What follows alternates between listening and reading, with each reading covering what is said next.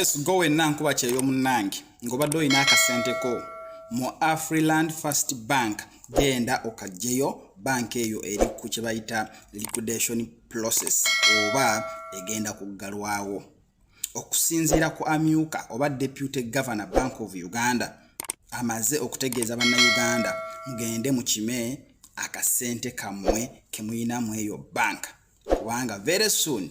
egenda kuggalwawo. All depositors of Afriland First Bank Uganda Limited are encouraged to withdraw their deposits from Afriland First Bank Uganda Limited premises. All other verified creditors shall be paid in full by the liquidator. Muna Uganda wenna nga toyina national ID nyengo wangalira mu ggwanga erya UAE omukisa guzze okusinziira ku First Permanent Secretary wa Embassy Loni Kalachire ategeezezza nti ekitongole ekya Nira ekikola kuwandiisa abantu okufuna national ID kigenda kukyala mu ggwanga lya UAE ng'ennaku z'omwezi 4